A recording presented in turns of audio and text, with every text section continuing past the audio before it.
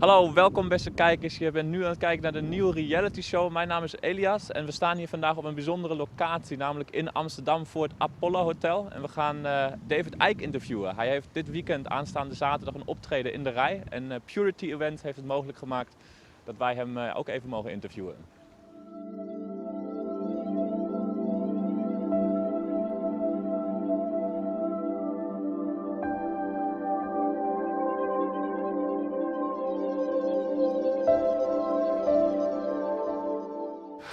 Okay, David. Welcome. Thanks to have you here. It's very nice.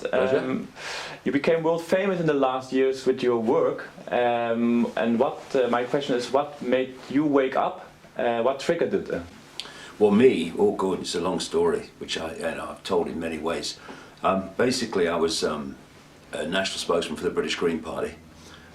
In the 1980s, I was also a television presenter with the BBC, news and sport, mostly sport in the end.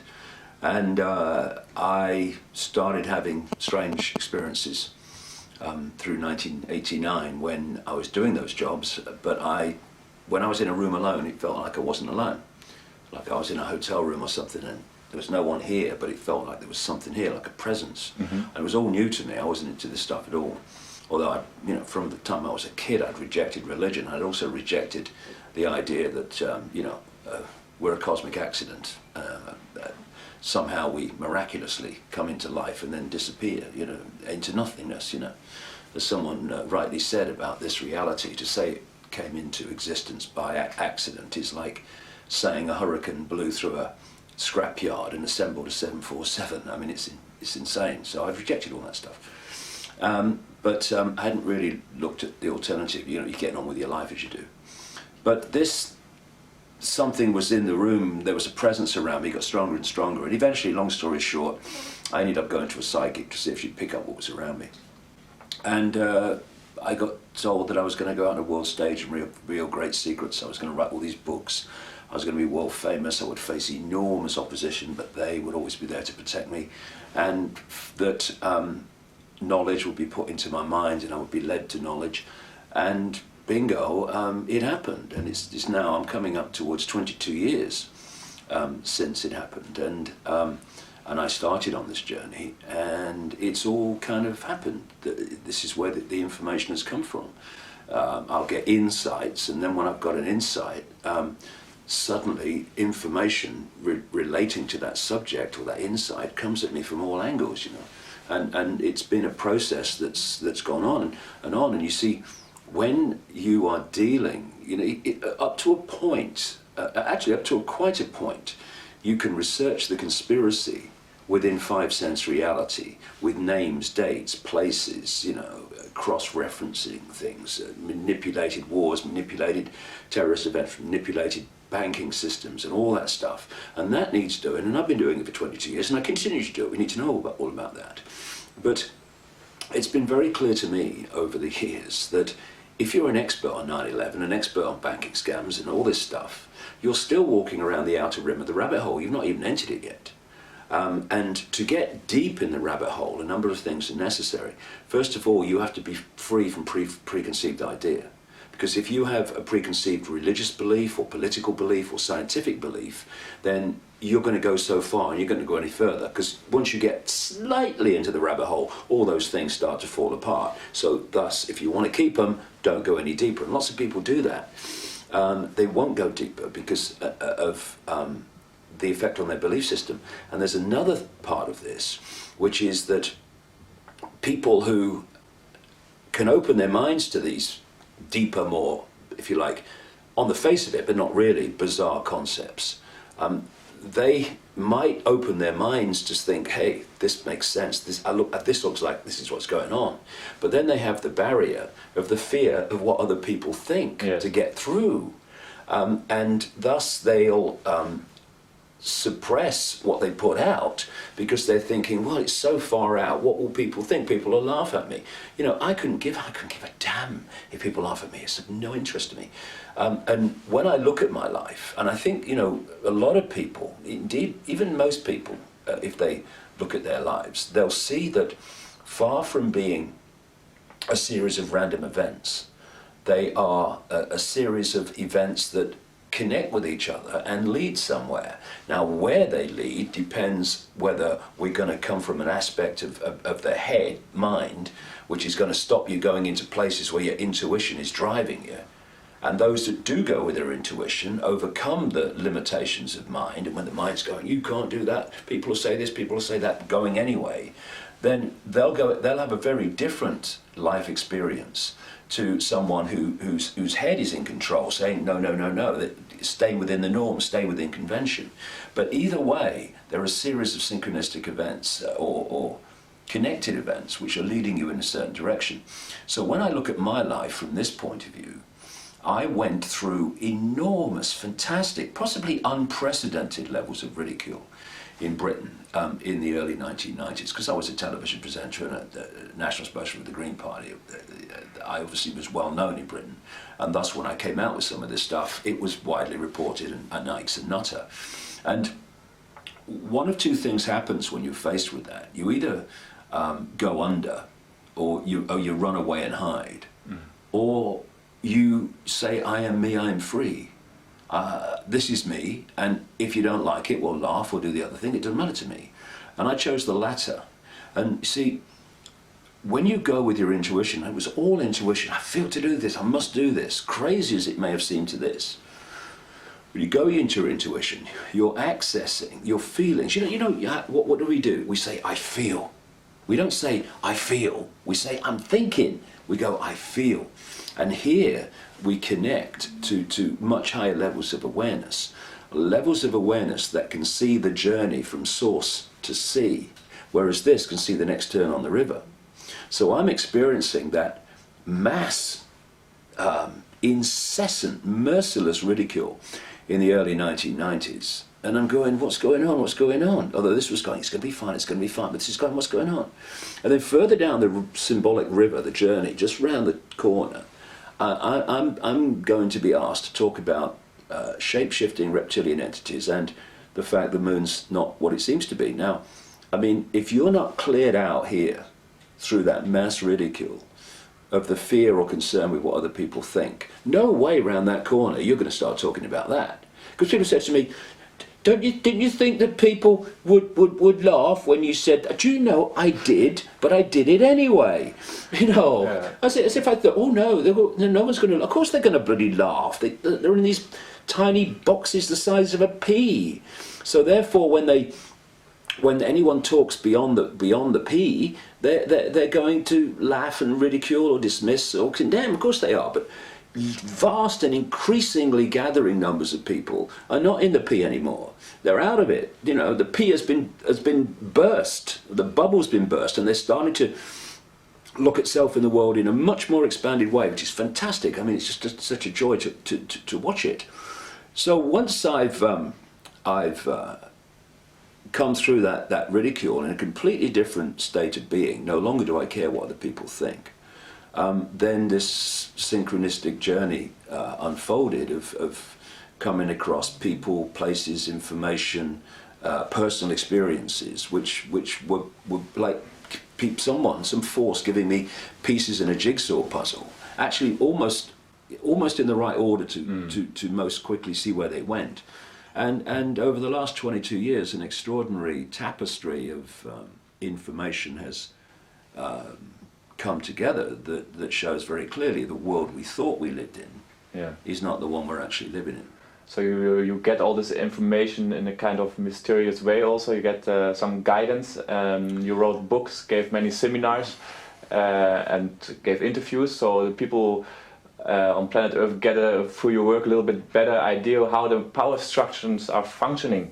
And do you see that these power structures of the Illuminati are breaking down at the moment? Well, I think what's happening now in terms of public perception, and it's one of the reasons that so many people around the world are looking at my work now, either for the first time or in a new light, is because I said years and years ago, there's going to come a point where this covert manipulation is going to break the surface. It has to, because if you're covertly manipulating to bring about a massive structural change in human society based on fierce global centralization of power, then there's a point where that has to break the surface where people can see it. We've been in that period now for a little while, and because every day now, if people just want to look at sources of information where this is being pointed out, or even if they just open their minds and look at stuff even in the mainstream media, you can see this incessant destruction of basic human rights and freedoms and civil liberties. And at the same time, whether it's economic, political, business, media ownership, this extraordinarily fast expanding centralization of ownership and control of all these institutions that dictate so much about our lives. And so it's like for most of this last 20 years, I've been talking about this is coming, this is coming. Well, actually it's here now. And it's just a question of how deeply are we going to allow ourselves to go into it. And so you've got this combination, which is very, very powerful now for increasing numbers of people, where you've got the information that is pointing out why the world as it is and where they want to take us as a human society, and the mind and emotional manipulation techniques designed to take us there. And at the same time that information is becoming more and more widely available, events in the world, in people's daily experience, are supporting that by what is unfolding. So that combination is really, really powerful, and enormous numbers of people now around the world, compared with not that long ago, are now looking at this and saying, actually, this is starting to make sense of the world. And we've seen nothing yet, because once the waters break in the collective human consciousness to realize what the game is, then this is going to expand very fast. In terms of the Illuminati, on one level they're pushing this forward faster and faster, but on another there is a sense of panic. There is absolutely a sense of panic. And it's almost, if you want to use sporting terms, it's like a race to the line, because they are trying to impose a structure of human control, human dictatorship, and human surveillance that will oppress and suppress any mass response from the people before the awakening of the human collective mind has reached a point where they can't do it anymore. So it's a race to the line. And so they're pushing it on and pushing it on. And because they're pushing it on so fast, because of this desperation to get all these structures of the Orwellian global state in place before the awakening blows it away, they're starting to become more blatant in what they're doing. And this is only adding to the understanding of the people that actually this is going on. Look at it.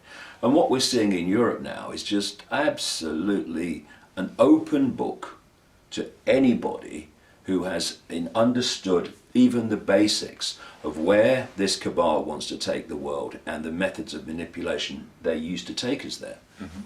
What do you think the reason why the people now waking up, what we see in the Occupy movement and everywhere in the world actually, has this to do something with the financial situation worldwide, or something to do with the galactic cycle which comes to an end, which triggers us to go, which brings more higher energies, which trigger us again to see more clear? Well, I have a different view of the galactic cycles, really, which I go into in a book that's out in January called Remember Who You Are. But in terms of the Wall Street protests and their like around the world, 2 weeks ago I spoke in New York. I spent about 3 days every day at the Wall Street protests. And what I saw was a large number of very genuine people. There's a lot of manipulation of that, but there's a lot of genuine people. And also I saw a brutal, over-the-top military force in New York wearing supposedly police uniforms. And it was very much a coming together in so many ways of people awakening to the world, not awakening to it in all the detail of the game and how it's played, which is what has to happen if the protests are going to be effective in the end in turning things round, or contributing to turning things round. But it was also to see the Orwellian police state in front of your face. See, what they have in America, they have something called the Posse Comitatus Act, which is of 1878, which is supposed to prevent the military involvement in domestic law enforcement. So what they're doing, and we're seeing it all around the world, is they're putting the military on the streets with military weaponry increasingly, with military uniforms and military helmets, and they're calling them the police. Yeah. So they're overcoming the Posse Comitatus Act. No, it's not the look, the guy's got a machine gun, right? And he's got a military helmet on, he's got a military uniform, it just happens to be blue instead of khaki. No, he's a policeman, it says, yes, it says it on his uniform, that's where him and being a policeman ends, you know. So this is how they're doing it, and you, around the world. I mean, in Britain, little Britain. We used to have a program on British television called Dixon of Dock Green when I was a kid, in black and white in the 1950s, and he was the policeman with his old helmet on, and he used to wander down on his beat, not a gun in sight, nothing. Oh, hello, Mrs. Jones. How are you doing today? Oh, all right. I hope you get better. And all this stuff. Now, increasingly British policemen, guns, batons, the frickin' lot, and they're looking more and more like American military police. That's what we should be calling them, all the time. So this is a global thing, and it's the unfolding, what I call the totalitarian tiptoe, in stages, moving on, step, towards this global Orwellian police state, in which, in the end, there will be one police force, one global police force, one global military, one global government, one global financial system based on a global central bank, one global currency, which would be electronic, no cash, and a people that are microchipped at birth, so that from the moment people enter this reality at birth, they will be externally manipulated through the chip. This is where they want to take us. And the methods they are overwhelmingly using to take us there are the totalitarian tiptoe, doing it in steps, promoting every step as not connected to the previous step or the next step, when they fundamentally are. And then this other technique, the main one, that I dubbed a long time ago now, problem, reaction, solution, where you create the problem, you get the covertly, you blame someone else for the problem or something else for the problem. You then tell the people the version of the problem you want them to believe, i.e. the cover story lie, through an unquestioning mainstream media. And then you want the people to react with fear, with anguish, with do something. And then you offer then openly, with changes in legislation and society, the solutions to the problems you covertly created. Mm. And what we're seeing now in Europe, as we sit here speaking, is a massively blatant problem reaction solution, in which they are systematically crashing the European economies so that they can offer the solution, which is what Merkel and Sarkozy are, both front people for the bloody cabal to their fingertips, which is what they call, and this guy, Jose Barroso, the president of the Commission, never seen a ballot box in terms of Europe in his blooming life. And what's his name? Herman Van Rompuy, this unelected president, another one, you know, if he saw a ballot box, he'd ask someone what it was. And these people are pushing for, they're using the words now. They were frightened before, they didn't want to frighten the children. Oh no, it's not about centralisation of power, it's about just good for Europe. Now they're using the term that they've been after all along, deep integration. Now when you think that 75% of the laws that are inflicted upon British people now start out in the Commission in Brussels, their version of the Soviet Politburo, then what does deep integration mean? Does that mean it means we've got nothing we're going to decide in Britain and these other countries of Europe anymore? That's what they're talking about, this fierce centralised dictatorship. And when you look at the quotes from this man who's known as the father of Europe, or what was become the EU, this guy Jean Monnet, a Rothschild frontman, he wrote a letter to a friend the day after I was born, funny enough, 30th of April 1952. And in this letter, I'm paraphrasing, he said, "We are going to bring about the superstate." This is in 1952. By stealth, in steps, by constantly centralizing power, and at each point justifying it by economic means. And they're still doing it today as we're talking. What we have is a series of problems coldly engineered to which they can offer solutions to push this agenda on of more and more centralization of power towards this single global electronic currency, world government, world central bank, world army, and all that stuff. And that's why, and for many other reasons around the world, that the world is in a constant state of lurching from crisis to crisis. If you're using this technique, as they do absolutely incessantly, of create the problem, get the reaction, do something, offer the solution, then here demands an endless supply of problems.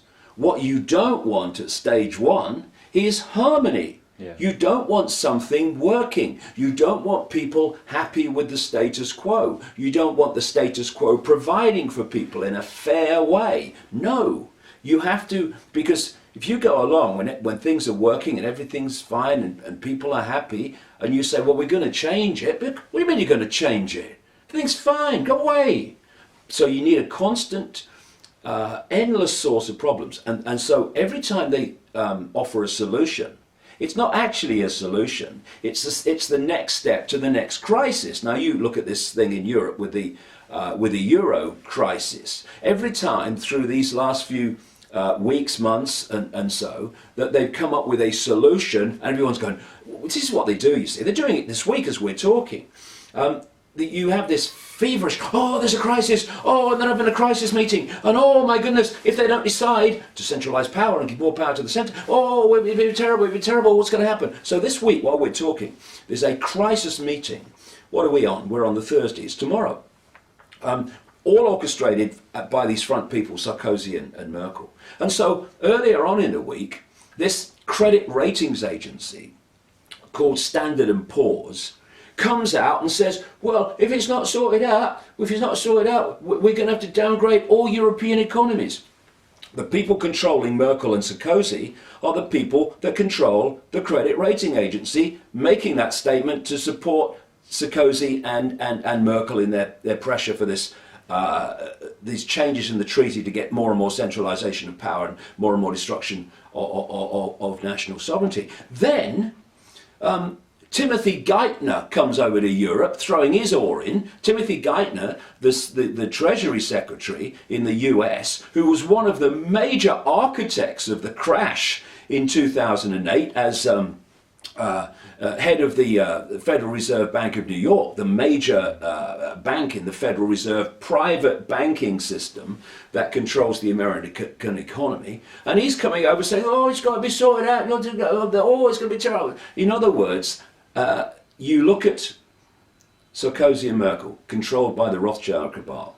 You look at Standard & Poor's, the credit ratings agency, controlled by the Rothschild cabal. You look at Timothy Geithner, absolute bagman for the Rothschild cabal. And so it seems the Americans made a statement, oh, credit ratings agencies make a statement.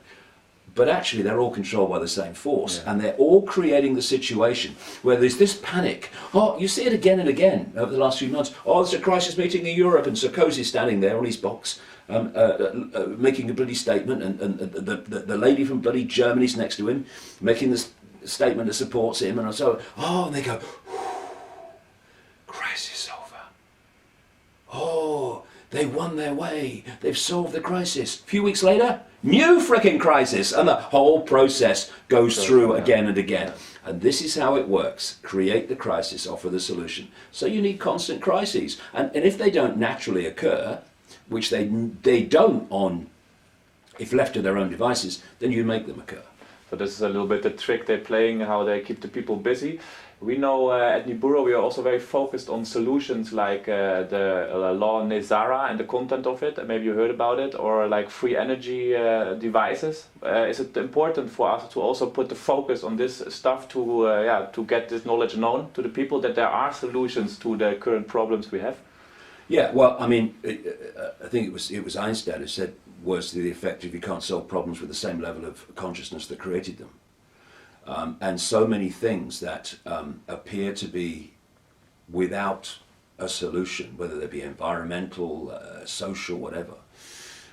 When you open your mind and let consciousness in, and you go beyond that level of perception that we have in current politics and for a long time past, in current business, in current banking, and even in current public wider perception of self and reality. When you go beyond the limits of that and you open the door to consciousness, anyone can do it, then these things become solvable. Mm-hmm. Actually, it's quite straightforwardly solvable, rather than being these great challenges for which there seems to be no answer.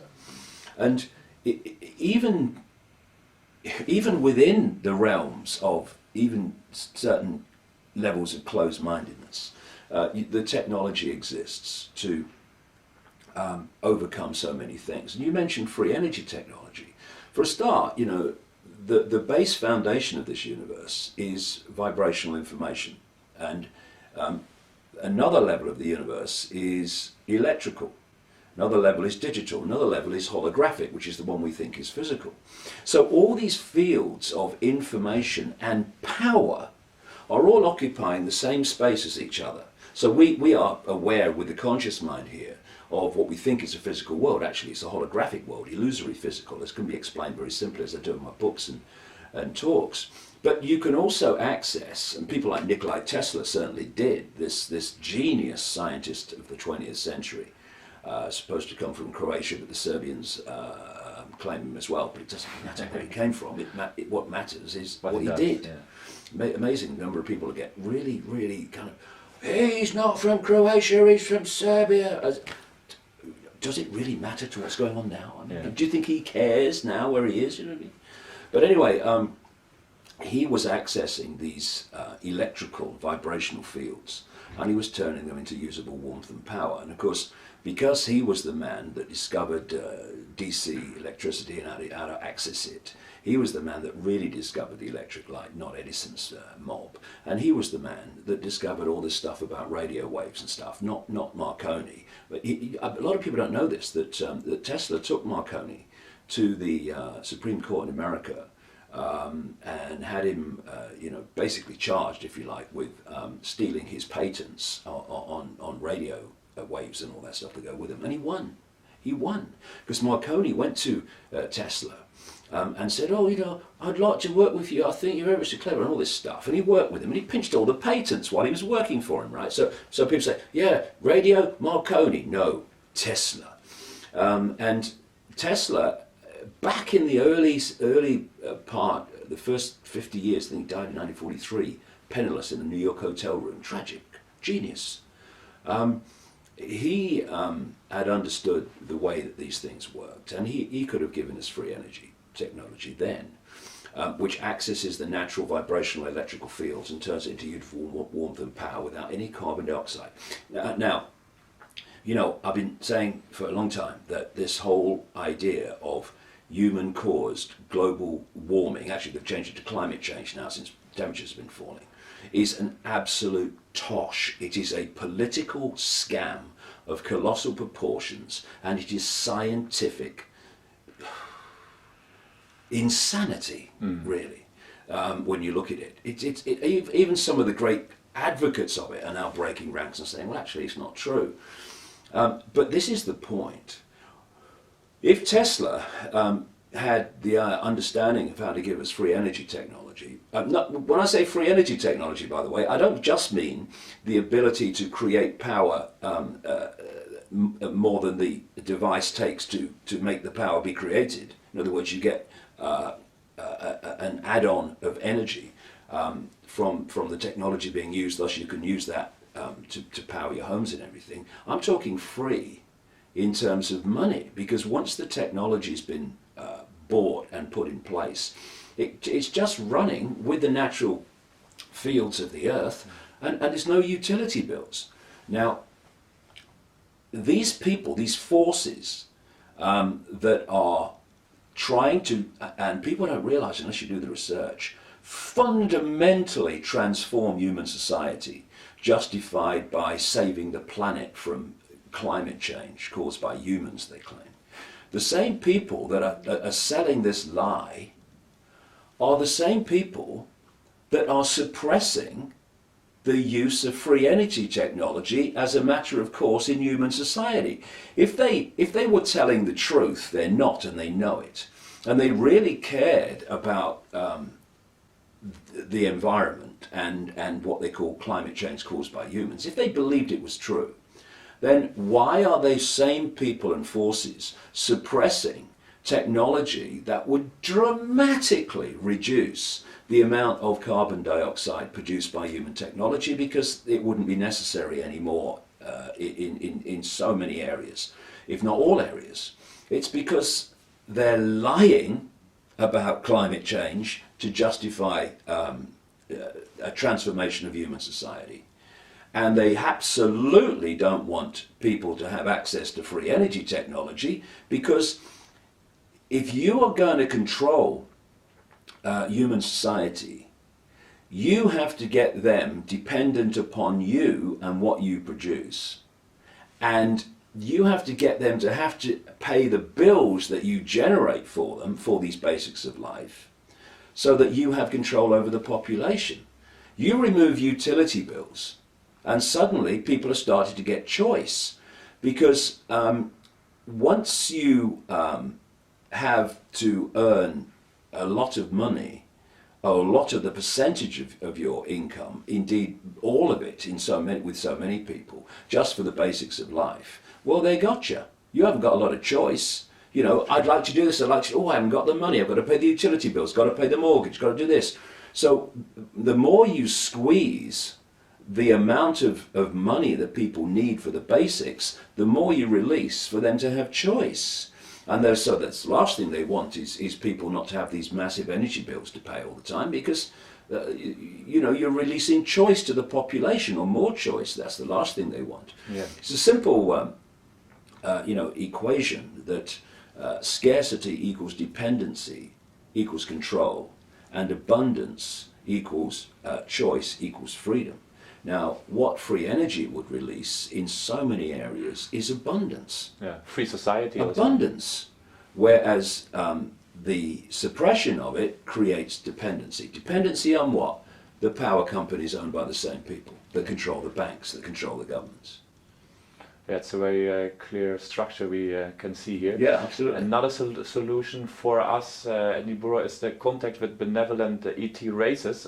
You have been to Cradle. I saw some videos where you also talked about this ET contact. What do you know about this, and do you know anything about ETs switching off nuclear weapons? No, I don't know about that in the sense of I didn't see them do it, but I've heard the stories. Maybe some of them are true, maybe they're not. I don't like talking about things I've not researched. I think that kind of insults the audience a bit. But obviously, it's one of the things I do at my talks is I put a picture on the screen of just part of our galaxy, never mind the freaking universe, just part of our galaxy. And it's an explosion of lights. I mean, and you look at it and you think, so we're alone, are we? You know, what do you think? Do you think we're alone? What's the chances, do you reckon? I mean, it's insane. And not only are we seeing an explosion of lights, we're seeing an explosion of lights within a tiny, tiny frequency band called visible light, which is the only one that we can decode into what we call, the world that we can see. And thus there are multiple other frequency ranges, dimensions, whatever you want to call them, of life, of worlds, of whatever term you want to use, which are sharing the same space as this one. And not only are we dealing with what people call extraterrestrials that operate within visible light, we're talking about what I call interdimensionals, which can move in and out of visible light. And of course, when they enter visible light, which as the frequency range that we're decoding into this world, they appear out of nowhere. And then when they leave visible light, they, to the observer, disappear into nowhere. And again, if you don't look at how reality works, even in its basic form, and of course mainstream science is funded not to do that, then things like, oh, I saw this extraterrestrial appeared out of nowhere. I saw this UFO and it just disappeared in front of my eyes. If you don't realise that what I've just described, you go, God, he's been on the pop again. You know, are you taking them pills again? Because this is an important point. This, if you can suppress by suppressing scientific information of the wider scientific information beyond mainstream science, and you can suppress people's perception of what's possible, that's a massive, massive tool in your armory of suppressing humanity in general.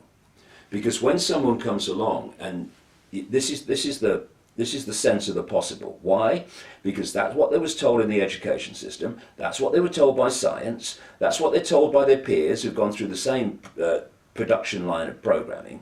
That's what the media says. So when someone comes along and says, actually, this is happening, that's not possible, that's impossible, you're mad. No, it's not possible from your perception of the possible, but it's still possible.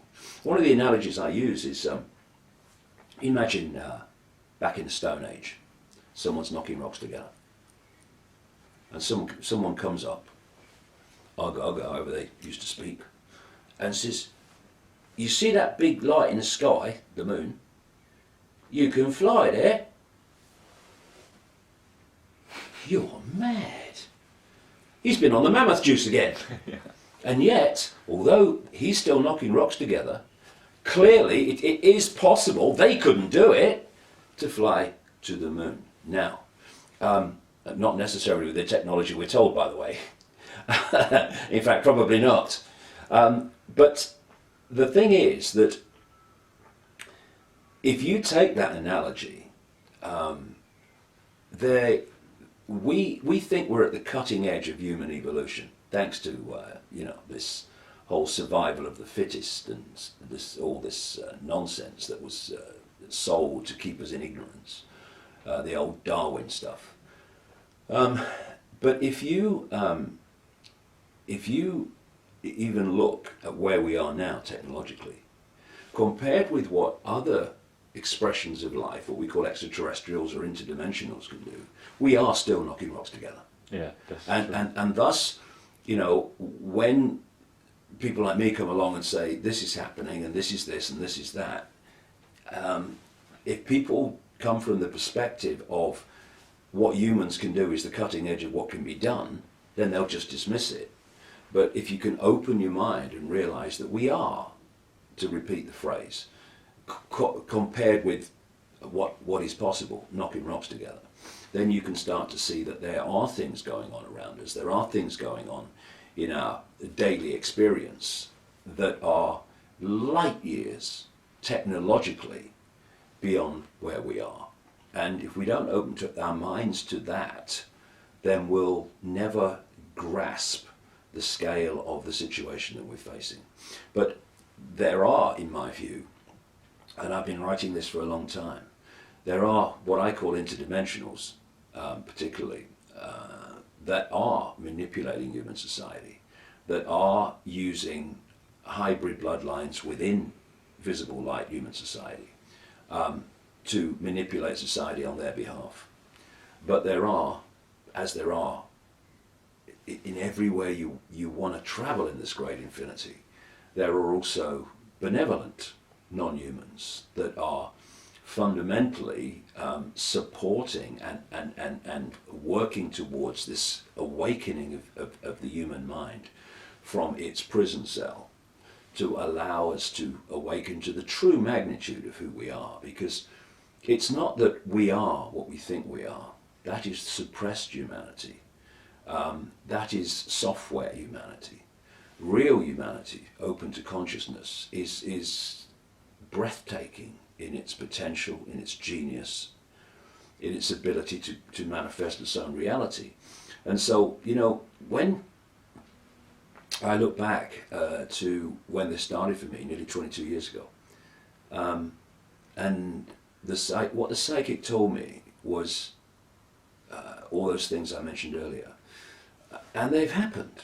They've either happened or they are happening, because what came through that psychic, she said that they are asking me to tell you this, and it was that this is 1990, March 1990, that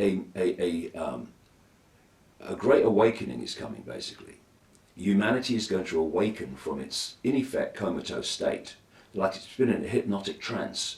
Actually, literally, when you get deeper into it, and that all that had been hidden would be brought to the surface in this period, and that people would awaken to their true self. There would be, not in religious terms, but there would be a, quote, spiritual awakening.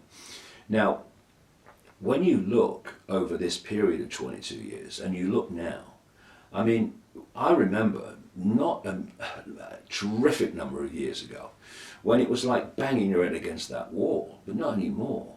Instead of a few coming, they're coming their thousands all over the world. I'm now in Amsterdam as we speak, and it's at the end of what you might call a world tour. It sounds grand, but I guess that's what it is, really, a speaking tour, which has taken me to America twice, to Germany, to Rome, to Sweden, to Denmark, all over Australia, about 6 events, New Zealand, back to America in Cleveland and New York, then to into Europe with Croatia in Zagreb last week, and now here this week. And everywhere you go, boom, minds are flying open, and it's an exponential curve. So while we're having all this stuff thrown at us, something else is going on as well.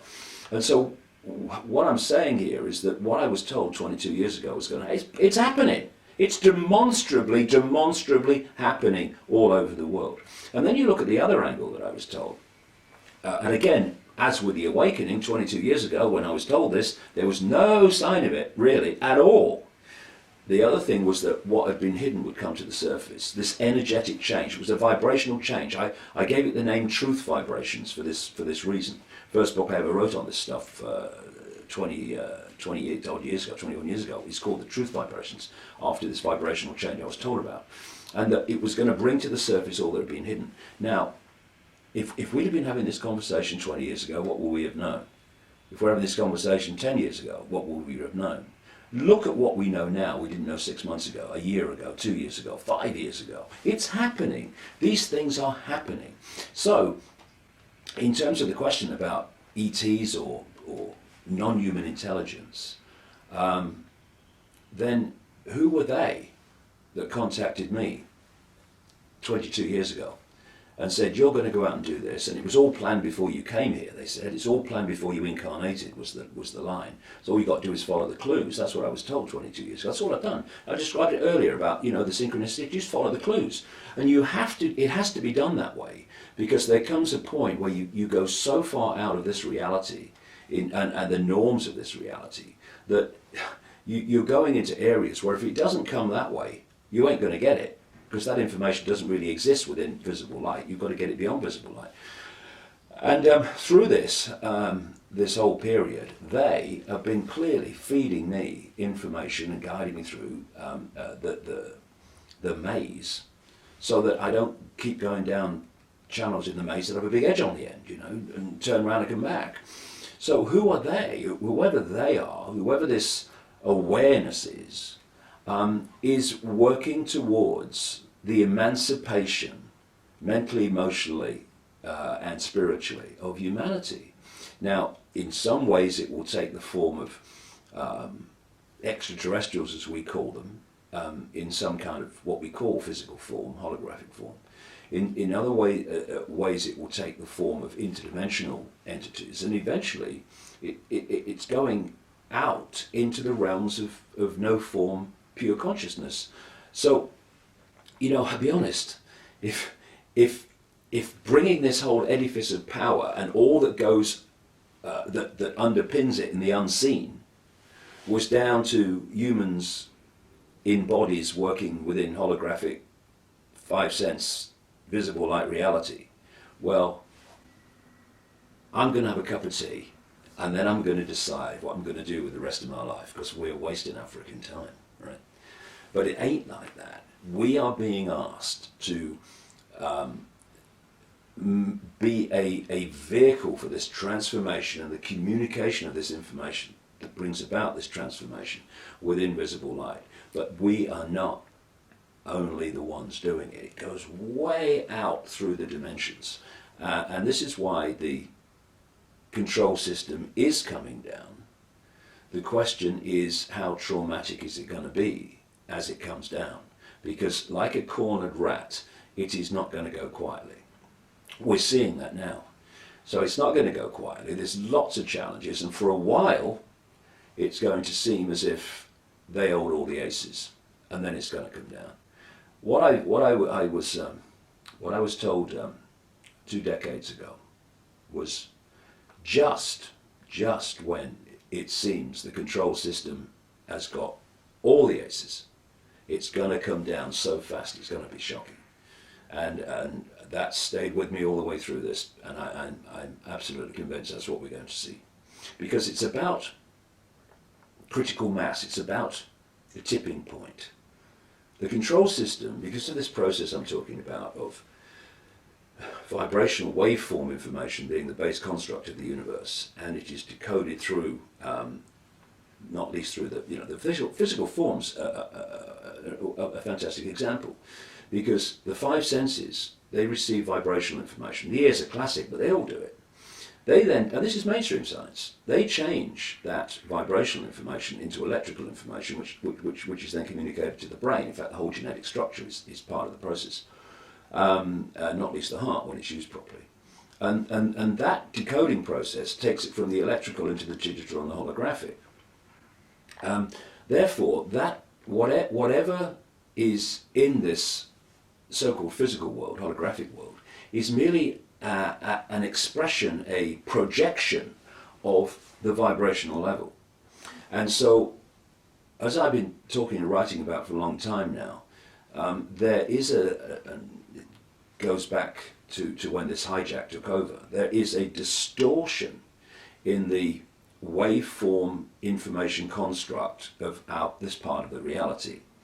And this distortion plays itself through into the holographic as distorted human behavior, like sacrificing children, sexually abusing children, bringing about banking crashes to just to serve your own interests with all the devastation to people's lives, manufactured wars, manufactured terrorist events, the fracturing of the human personality, the conflict that goes on between humans at every level. This is this distortion. Now, what this truth vibrations, as I call it, transformation is doing, it's healing that distortion. Now, the control system is an holographic expression of the distortion. It's a projection of the distortion. So when the projection's gone, because that's healed, it cannot exist in holographic reality. It has to go. So it's going. The question is, how traumatic is the process of it going? But going it is. And so fast, because there comes a point where the waveform information foundation of the control system passes a point where it's no longer able to project the holographic expression of itself. And thus, in our experience, it's like the control system's just crashed. What's going on? God, it's a miracle. Because this is no longer able to continue to project a holographic expression of itself, because the information construct, which becomes that, is no longer in the information state that projects that. and so it comes down. Everything that's going on in this so-called physical world is an expression of the vibrational information construct, the waveform. And this is another example of why, if you get the waveform right, you get the physical right, the holographic right. And this is why so many alternative methods of healing people are increasingly focusing on the waveform, vibrational level of the body. Because if you get that right and you balance that out, as it projects itself holographically to become this, it is an expression of information, vibrational waveform harmony, and that's what we call health. Yes. When there are distortions in the vibrational field, it comes through to the holographic as dis-ease, disharmony, some form of mental, emotional, or what we perceive to be physical dis-ease or illness. And you see what the control system does, because it understands these things. It gets people, it gets its institutions of medicine and science to focus on the physical as if it's real, as if it stands in and of itself. It doesn't, it's just a holographic projection of the waveform. And thus, if you look at mainstream medicine, I call it Stone Age medicine, I don't think it's a bad description. They are focusing on the frickin' hologram in its what they perceive to be its physical state.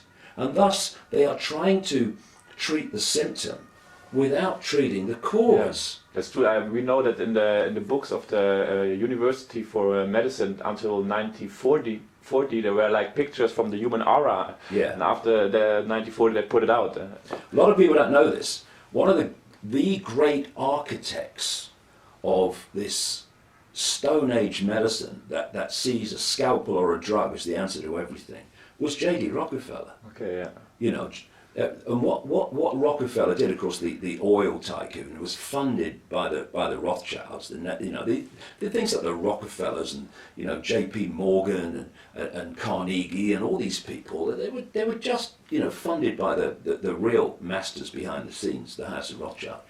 But J.D. Rockefeller, he hijacked what you might call the healing medical profession at the time. He made sure that things like homeopathic healing was taken out of the medical schools. He used it himself, actually. He died at the age of 90 with his personal homeopathic guy sitting at his bedside. True. Yeah. You see how old these people are? The Queen Mother, 102. Look at the Queen getting on for 90. Look at Prince Philip, 90 odd. Look at David Rockefeller, 90 odd. Kissinger getting there. All of them. Why? Because they don't get the same treatment we do. I mean, please, because they just want to keep it from us. And the thing about the Rockefellers is an important kind of area, one of the great scams that they use in terms of so many things, not just medicine, and they bring it into alternative healing now because they want to hijack that, and that's the license. This is what Rockefeller did. This is how he took over the medical profession. He got a situation where to be a doctor or to operate in this area or that area, you need a license. To get the license, you have to do whatever you're doing in line with what the licensee says you must do it, or you lose your license. Actually, you have to go to some kind of brainwash program. Yeah. This is why when doctors step out of their little box of what they can do to try and help a patient, they step out of it, they lose their license to practice. And so when you've got someone, I mean, I know all this from personal experience, observation, and people I know that work in this whole area, that even though doctors, some anyway, have seen that alternative methods can cure cancer, even advanced cancer, in a way that it just melts away virtually before your eyes, they cannot officially tell their patients to go and try it. They have to say you've got chemotherapy, surgery or radiation, usually all bloody three these days. They're not doctors, they're not healers who are looking for what's best for their patient. They're nothing more than people, you know, they're like terminals on a computer program, just spewing out the same parroted information that's dictated from the center. This is why so many people in recent decades, vast numbers of people, are rejecting so-called mainstream medicine and going for alternatives. You know, I mean, and you know, I've seen people cured of late advanced cancers by alternative methods. And you look, and then I see in the paper, so-and-so's got cancer, some famous person, or maybe it's just you know, a person who's not famous, and they've got cancer. And you think, you know, this could help you, but they're not getting access to that knowledge. And even if you try to tell them, they're so welded to doctor knows best that they'll go to their grave when they don't need to, following these ignorant people who know what? They know about the body, they think, and how it works. Thanks to what? Thanks to medical schools. Medical schools that have told them how the body works. Medical schools funded, influenced, and manipulated by the pharmaceutical cartel that has a massive financial interest, though it's more than financial, why this is done, in the scalpel and the drug. You know, I mean, okay, we'll sell them more chemotherapy and all this stuff, and it kills them. But it doesn't matter, because someone will be along in a minute with the same disease and we'll do it the same again. Yeah. You know, it's a tragedy. And you know, when you think about the mentality that it takes to coldly, calculatedly suppress ways of healing people so they die in suffering, when you are engineering wars that pepper bomb cities of civilians, when you are creating terrorist attacks, killing people like a 9/11, traumatizing, you know, not just America, though that was closest to it, but lots of other people around the world by what they saw. On and on and on and on it goes. Dropping depleted uranium bombs so that the next generation have hideous birth defects, which we're seeing in Iraq and places. We'll see in Libya now as a result of that. What mentality does it take to do that and have no emotional consequence? Because they have none. They have no emotional consequence. There is no, oh God, my God, oh, what have we done? What have we? None of that ever. Because there are different genetics, and that genetics has had deleted from it the ability to decode empathy. Thus, we look at those things and we find it incomprehensible that anyone could do it. But to them, it's not a problem, because there are no emotional consequences for whatever they do and whatever they see others suffering as a result of what they do. And thus there are no limits. There are no limits.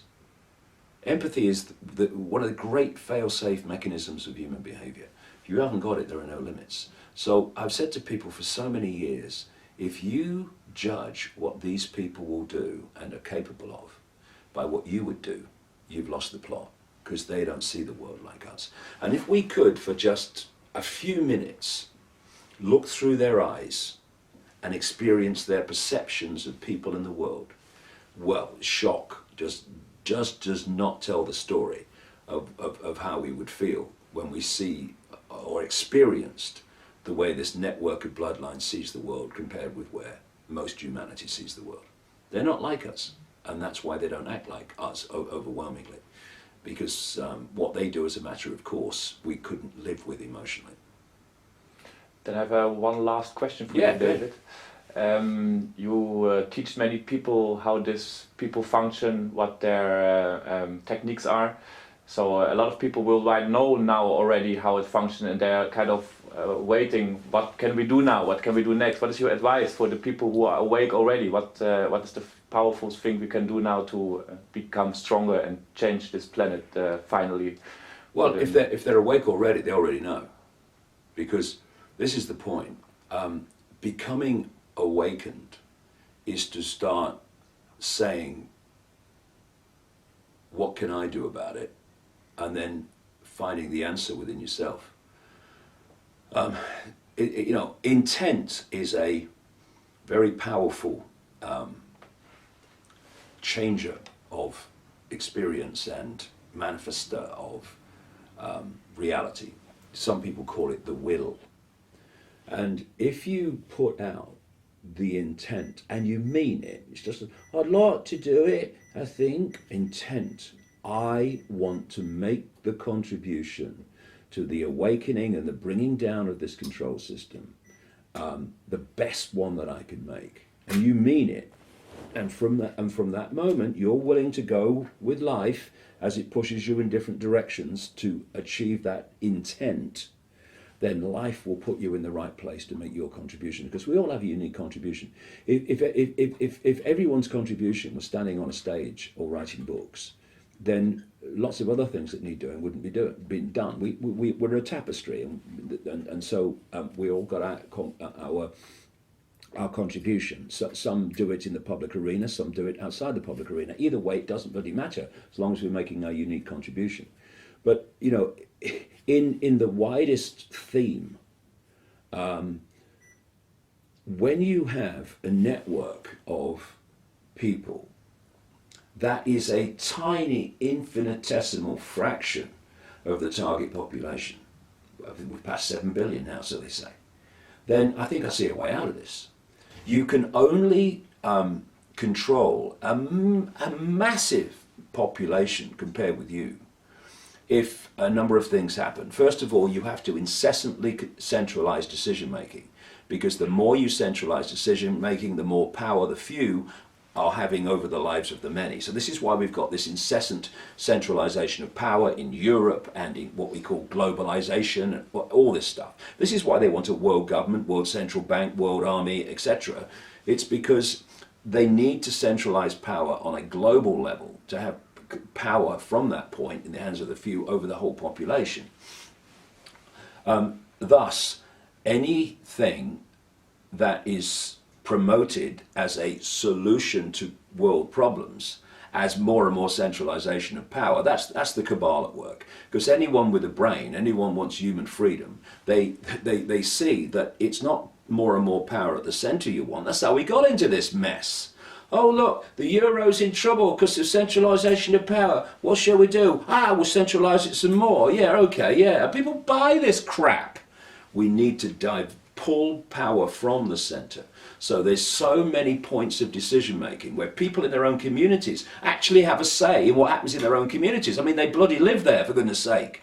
And the more you pull decision making away from communities, away from you making decisions away from the people who are subject to those decisions, you have no consequence for your decisions, because you don't have to live with them, these do. The more you diversify and you get decision making from the center, the more the people making decisions are affected by those decisions. You tend to get better decisions. And instead of being some dark suit in bloody Brussels that you never meet and can't get close to, the guy lives in the next street. I mean, okay, what's going on, mate? What are you doing? This is where we need to go, away from the center and not further towards the center. But the other point about all this is that because you're talking about a very, very few compared with the target population, they have to divide and rule the target population. So that we are so fighting with each other that we don't realize that the strings attached to all of us are being held by the same hands. So a key thing, if we want to use this immense power we have of numbers, then we need to put these fault lines aside. I don't care. I'm not into religion at all. in any way, shape or form. But if somebody wants to follow a religion, be my guest, so long as you don't impose it on anyone else. That's fine, I have no problem. Do what you like. You're this colour, you're that. It's just a vehicle to experience reality. It doesn't matter what colour it is. Sky blue, bloody pink. I mean, so what? It doesn't matter. It's a vehicle. If you had two spacemen on the moon arguing about the fact that one's superior to the other because he's got a different coloured spacesuit and it was made in a different bloody corporation or something. I mean, you go, Houston, we've got a problem. These two idiots are arguing about this. This is what racism is. Racism is the ultimate ignorance of reality and the nature of infinite life. So we put down the racist bloody thing. We put down the religious fault line, the racist fault line, the culture fault line, the income bracket fault line. And we realise that this is not a conspiracy to enslave Muslim people or Jewish people or Dutch people, but to enslave all of us. So we've got to start coming together. Because if we don't, we can have a great conversation in our symbolic and literal prison cell when this is all through, they get what they want, or we can sit there for the rest of our lives having arguments in the prison cell about who's got the best religion and which race is superior to another one. We can do it forever, sitting there. I mean, do we want that? No. So let's put the fault lines down now and come together, for goodness sake, into adulthood. It's because we've been children that we got into this mess. And the other thing about coming together and numbers is the system of control can only control the target population so vast with the acquiescence of the target population. Thus, we stop cooperating with our own enslavement. I've said this time and time again. Someone comes out of the White House or Downing Street and says, we've had a discussion and this is what's going to happen. If enough of the population say we ain't doing it, they have no power. No, honestly, I said it's going to happen. We ain't doing it. Oh, what do we do now? Nothing we can do, mate. I should go back in the house. Right? Because they can't do it if enough of us won't acquiesce with it. And that's what we need. They're not really frightened about protests. They're not frightened about protests at all, really. I mean, Occupy protests are different because they're starting to move into this area of non-compliance, non-cooperation, which is a good thing. It needs to go further, but it starts to move there beyond a protest where you turn up. Yeah, I understand. You're expressing yourself. Often these protests are just a cry for help. What can we do? But if you just protest and then you go home and business as usual, nothing changes. We've had protests, 500,000 and more in London over the invasion of Iraq. They invaded Iraq, and massive student protests over this appalling increase in tuition fees that are just there to get young people in debt for the rest of their life to the banks, so they pay for their own programming, ironically. Thousands of people protested in London about that. They increased the fees anyway. So protest in and of itself is not going to change anything. Non-cooperation is what's going to change things.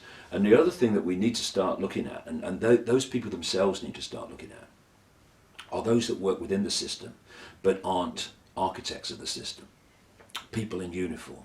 See, when there's so few of you and the target population is so large, you have to recruit from the target population to run your system. This is where the people in uniform come from overwhelmingly. This is where the dark suit administrators come from overwhelmingly. Not at the level of Barroso. He knows exactly what he's doing, I mean, Barroso, don't start me off.